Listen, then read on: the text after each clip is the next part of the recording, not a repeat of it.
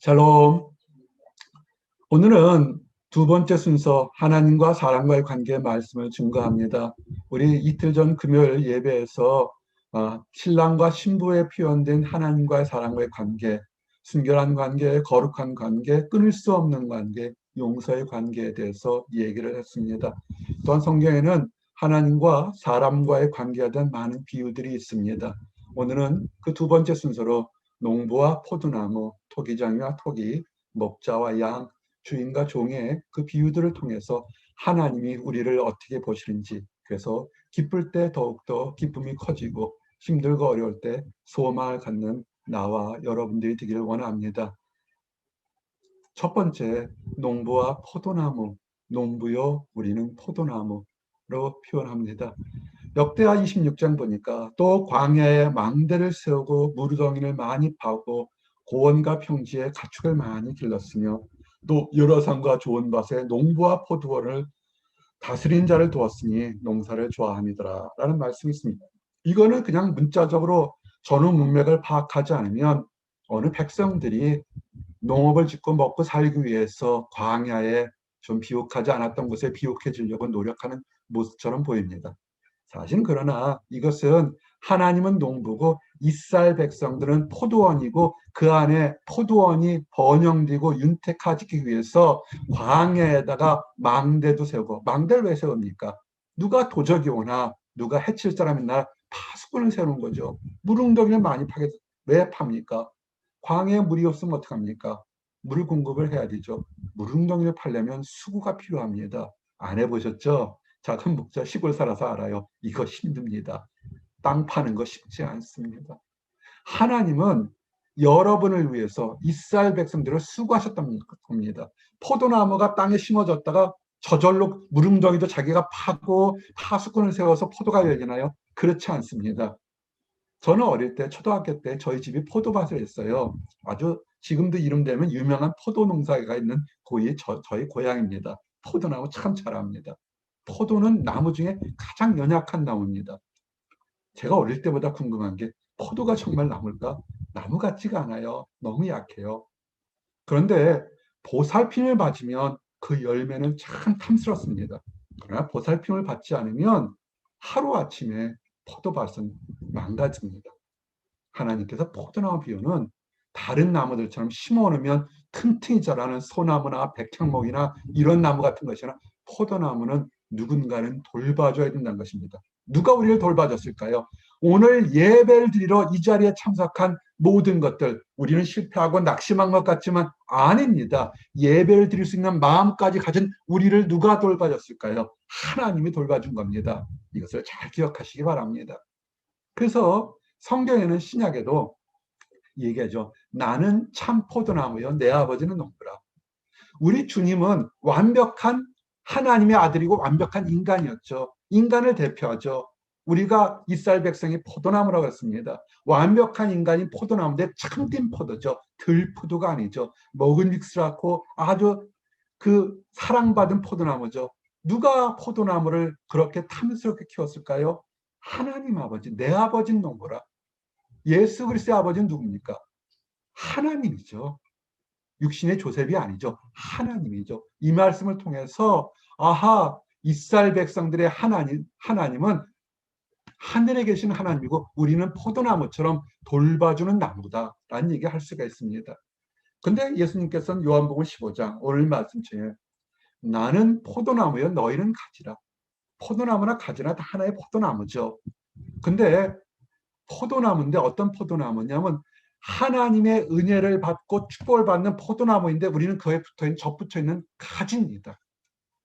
그래서 예수 그리스도 안에 있으면 우리는 많이 맺을 수 있는 것입니다.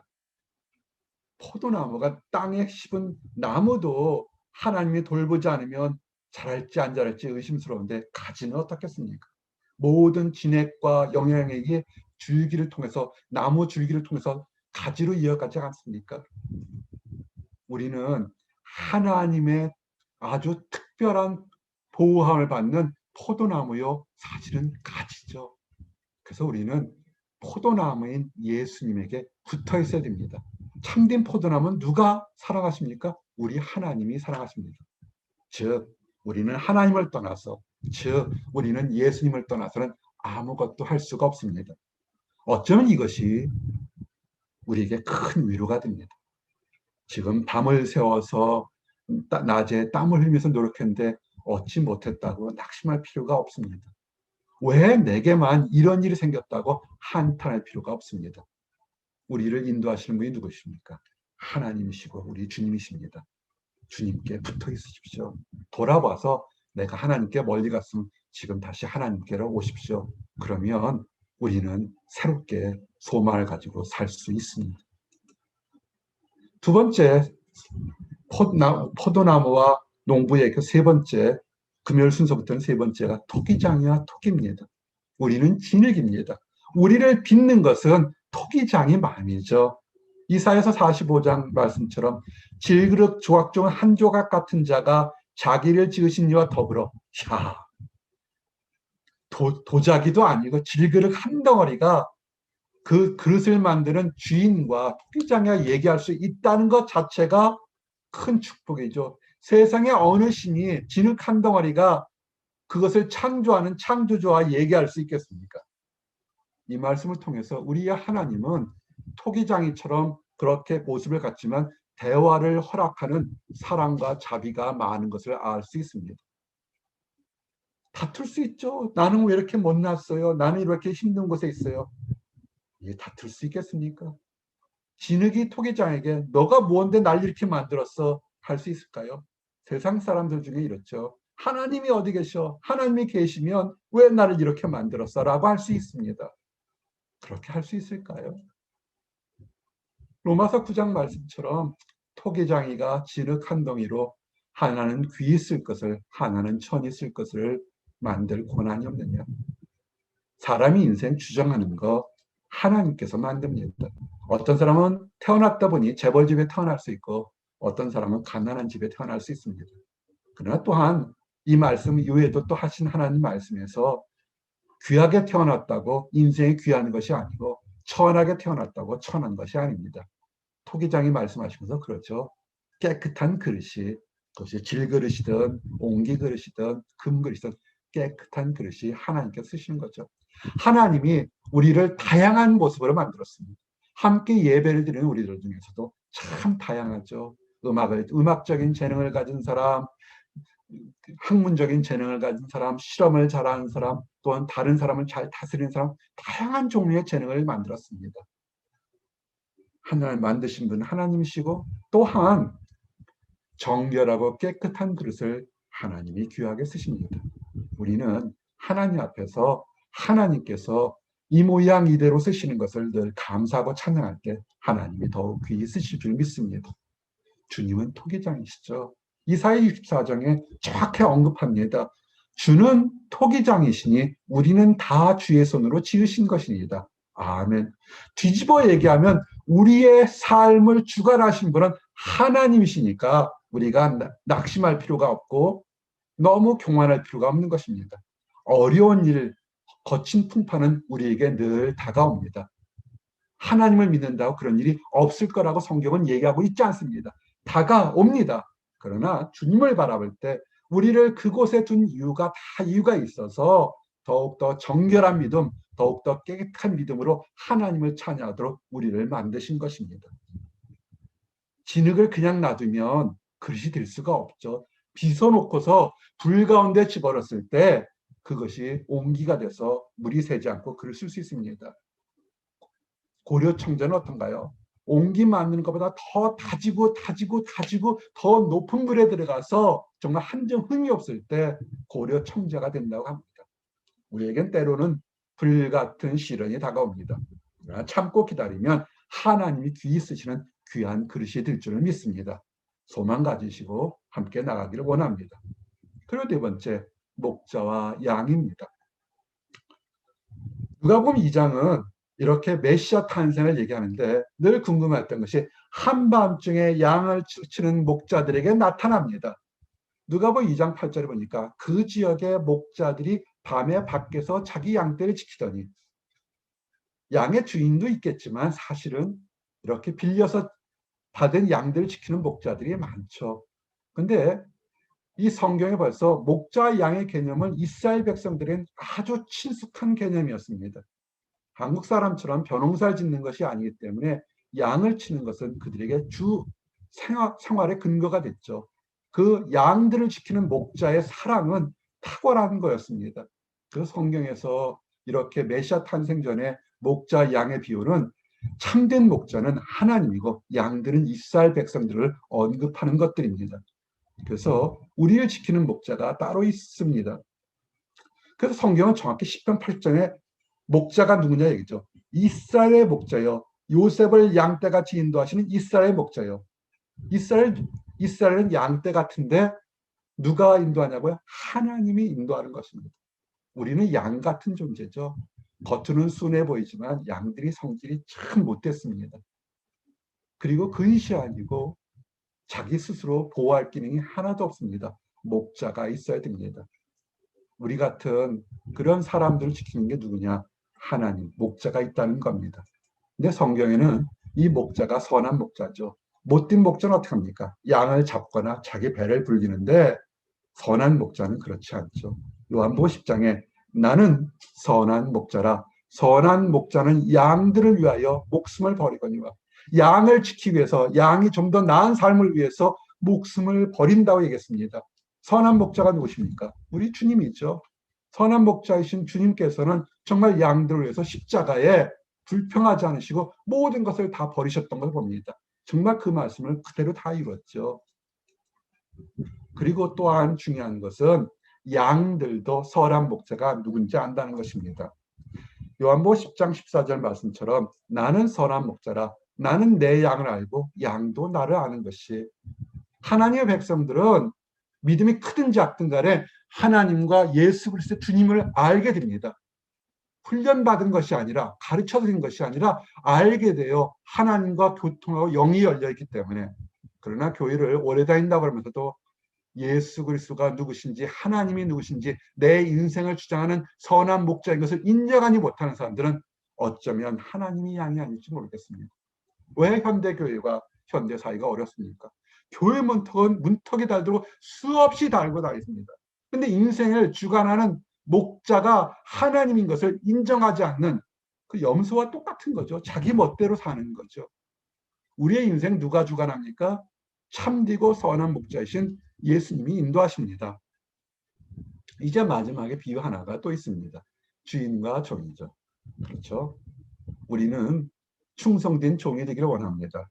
종이 잠시 동안 주인이 잠시 동안 외출합니다. 종 보고 집안일을 맡겨놓습니다. 내가 외출하고 후에 돌아올 거다. 충성된 종은 어떻습니까?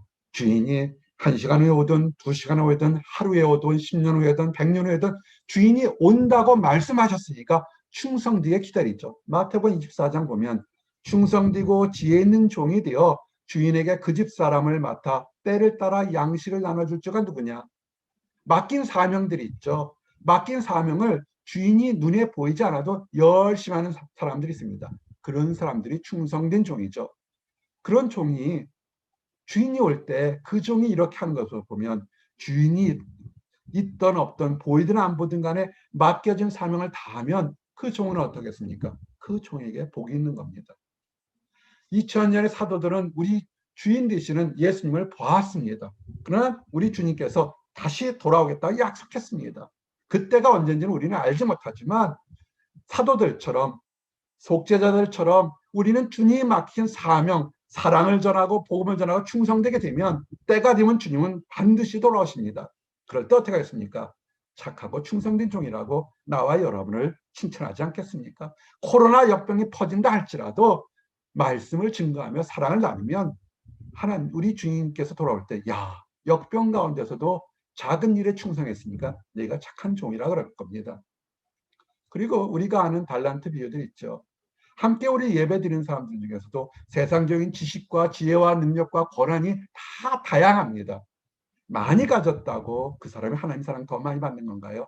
그렇지 않죠. 맡긴 달란트를 최선을 다해서 하는 것이 그것이 착하고 충성된 종일 것입니다. 학생은 캠퍼스에서, 직장은 직장과 가정에서, 또 목회자는 목회자 일을 자기들의 사명이 있죠. 자기 사명을 기쁨 가운데 강하면 마태복음 25장 말씀처럼 그 주인이 이르되 잘하였도다 착하고 충성된 종아 내가 적은 일에 충성하였으며 내가 많은 것을 내게 맡기리니. 아멘. 이 땅에서도 천국에서도 우리는 우리의 삶은 우리 게 아니에요. 많은 세상적인 가수들이나 가요들이나 가사에서 내 인생은 나의 것 그러는데 그렇게 부른 사람들의 가수의 인생의 노년을 보십시오. 얼마나 쓸쓸하게 사는지. 내 인생은 나의 것이 아니라 내 인생은 하나님께서 맡겨준 것입니다. 주님이 부르시는 그날까지 우리는 최선을 다해 사는 것입니다. 아픈 것이 실패한 것이 아니고 세상에서 떨어진 것이 실패한 것이 아닙니다. 그 모든 과정에서 우리는 하나님께 충성될 이유들이 있습니다. 강할 때 충성하고 약할 때 충성해서 모든 맡긴 것에 충성하는 나와 여러분들이 되기를 원합니다. 악한 종은 뭘까요? 마지막으로 하나님과 악에서 악한 종은 주인의 뜻을 알고도 준비하지 않는 것. 그것이 악한 것입니다. 그것은 하나님으로부터 많은 징계와 징벌을 받을 수밖에 없습니다. 우리는 한 사람도 이런 사람이 없을 줄 믿습니다. 그래서 이제 말씀을 정리합니다. 2주에 걸쳐서 하나님과 사람들의 관계. 우리는 하나님의 신부입니다. 교회는 거룩한 하나님의 신부입니다. 신부가 어떻게 했습니까? 신랑과의 충성돼야 되죠. 언약을 지켜야 되죠. 거룩과 순결함을 지켜야 되는 그런 신실한 삶을 살아야 됩니다. 우리의 삶은 농부와 포도나무처럼 우리는 하나님께 붙어 있어야 됩니다. 그럴 때 참되고 선한 농부이신 하나님께서 우리에게 모든 결실이 풍성하게 만들 겁니다. 다양한 모습으로 우리는 삽니다. 그러나 우리 창조주인 하나님께서 우리를 다 이유가 있어 만들기 때문에 우리는 원망 대신에 원하시는 뜻이 무엇인지를 분별하도록 노력해야 될 것입니다. 선한 목자는 양을 위해서 목숨까지 버렸습니다. 우리에게 선한 목자 계신 거 알고 늘 목자의 음성을 들을 줄 알아야 됩니다. 주님의 음성을 들었다면 최선을 다해서 크고 작은 일에 충성해서 충성된 종이라 칭찬받는 나와 여러분들이 되시기를 원합니다. 기도하시겠습니다. 하나님 감사합니다. 다양한 모습으로 다양한 관계성을 통해서 내가 너를 사랑한다. 내가 너를 용서한다. 내가 너를 회복시켜 주겠다는 하나님의 음성을 또 듣고 깨닫게 하심이 나여 감사합니다.